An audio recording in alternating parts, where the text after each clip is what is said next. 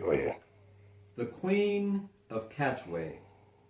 The Queen of Katwe is a movie about the limited options for an impoverished family in rural Uganda and how a single mother attempts to raise her family without resorting to prostitution.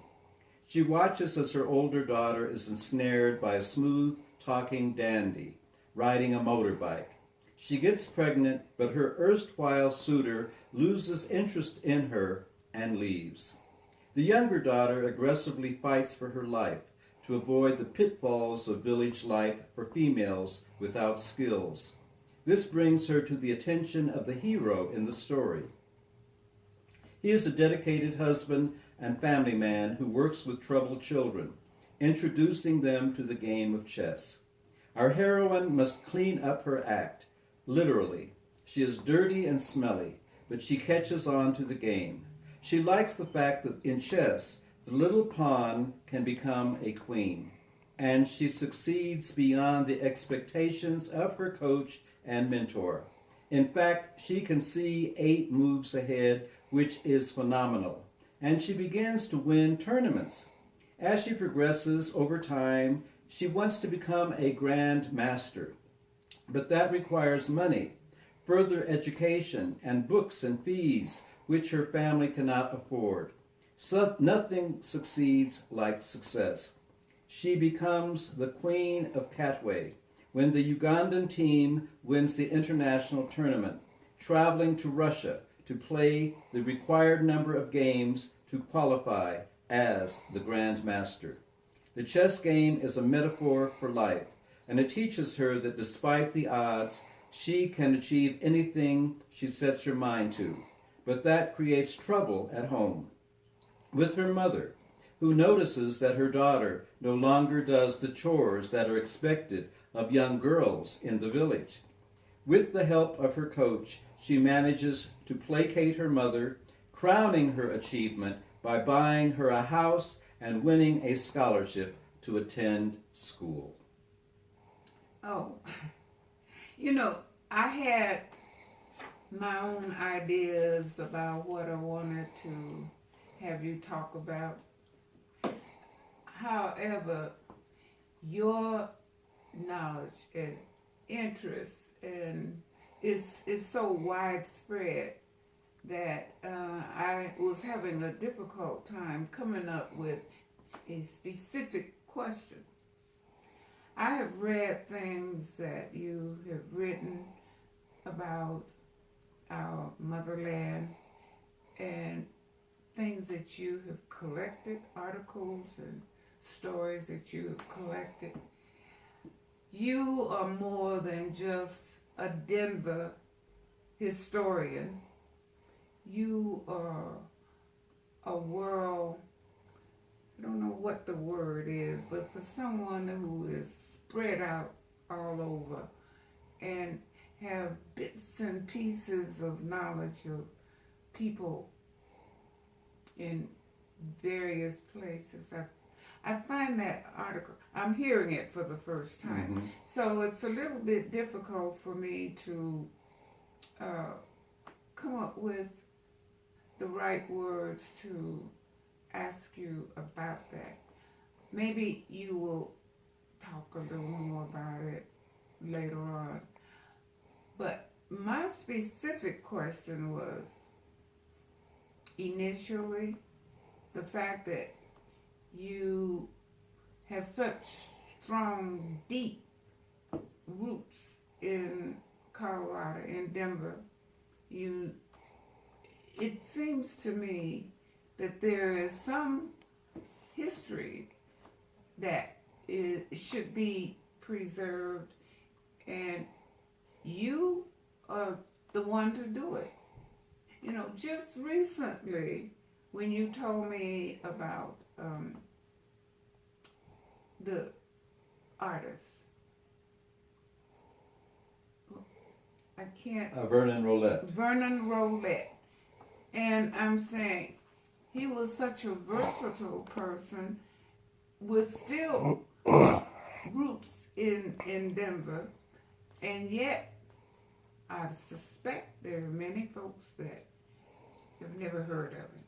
But we only have 15 minutes, and I'm going to shut up because you have, you can go whatever direction, in whatever direction you feel, whether it's Denver historic or if it's worldwide. Well, just let me piggyback on what you said about Vernon Rolette, because I just attended a memorial for him. And it was interesting because the Rolette family grew up on 29th and California. Sure did. And I grew up on 29th and Downing. So we were neighbors, but I didn't really know them until later in life.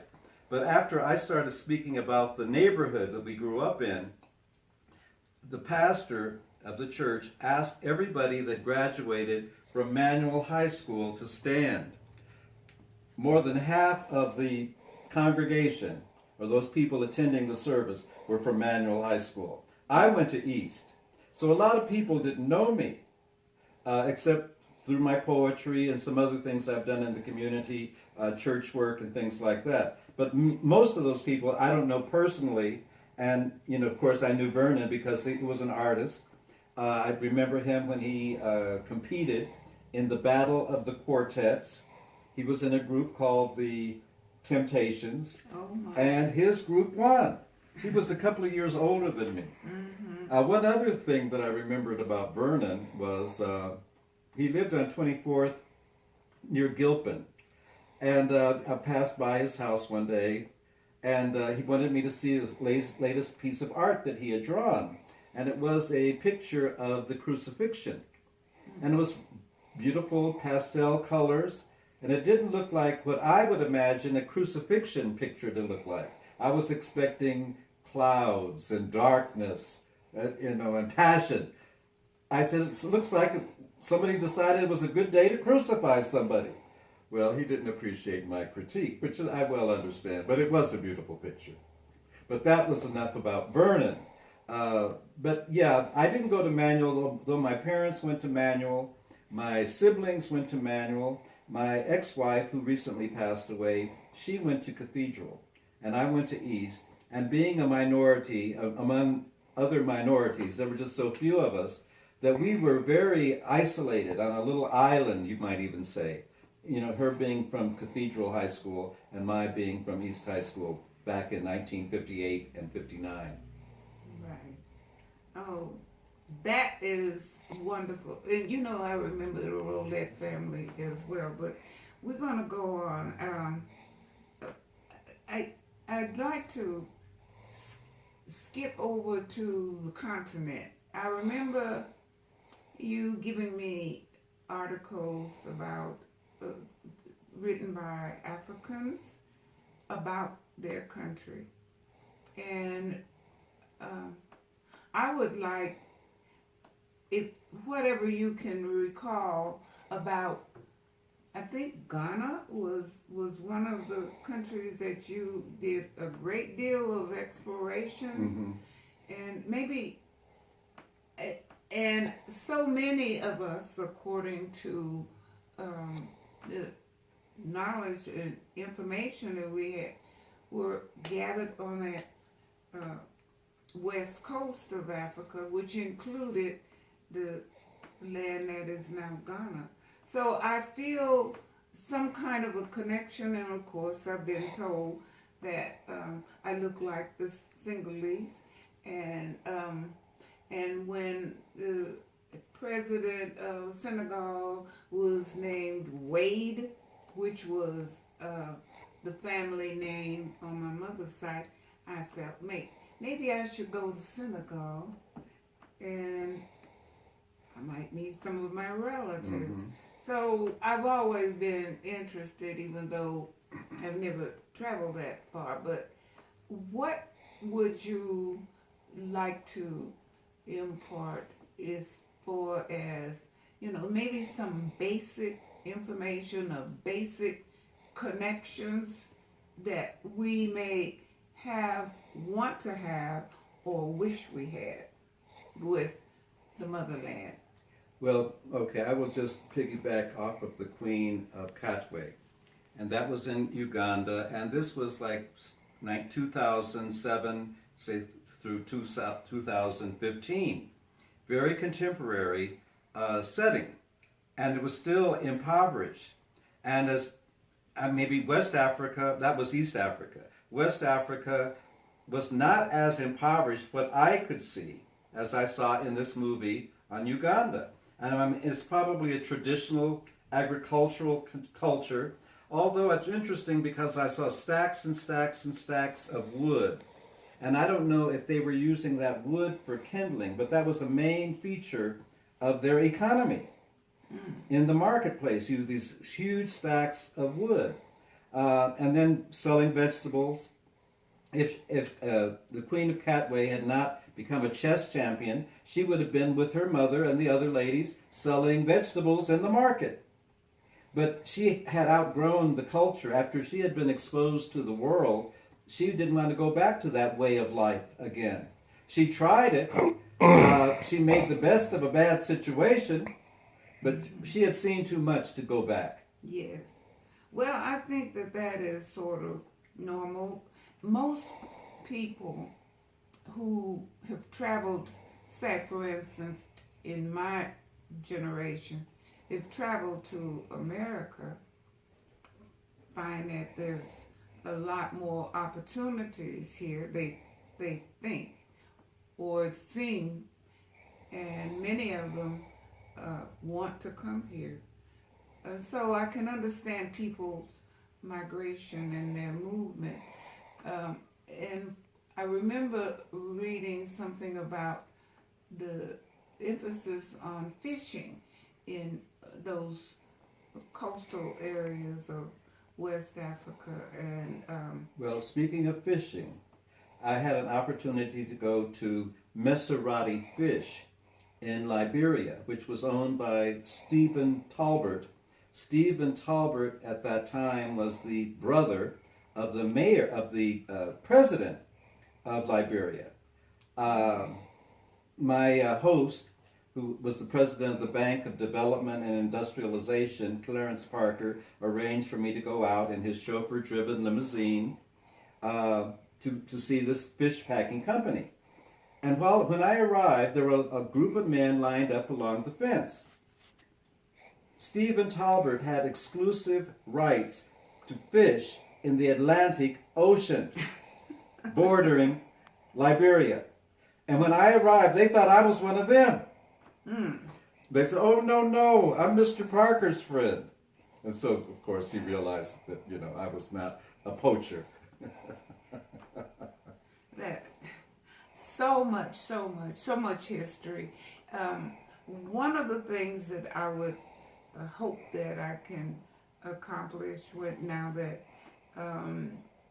producing $1 million productions is not in our range, is to have sessions like this with people like you to share some of these interesting stories and ideas, particularly to those who are interested in history. One other feature I want to mention, we saw a village, a traditional village, because we basically lived kind of more or less in the city. But the driver took us to the bush, and we saw some signs of life in the bush. And I said, hello, we are from America. We came to visit. And people started popping out of their huts. And there was one man who spoke English. Of course, it's an English-speaking country. But he had been educated, but he had returned back to the bush, back to the traditional way of life. But before we left, he gave us a glass buoy, which is a float that they use for fishing, as a gift. Yeah. And he also gave us some of their money. It's not like our traditional money, but it's like a long stick or something, but made out of iron. And he gave, that was a couple of things they gave us as gifts. And I was with my son, walking through the bush. Hello, we are from America. He was only 6 years old at the time, my son. So very, very interesting. And I would just like to thank you very much, Orville, You're welcome. for sharing these ideas with us. We at Eden Theatrical Workshop is more than just a theater group. We are a community group, and we want to invite you and everybody, anybody, and have a story to tell to come and join with us and share your story, which should be my story or our story. Thank you.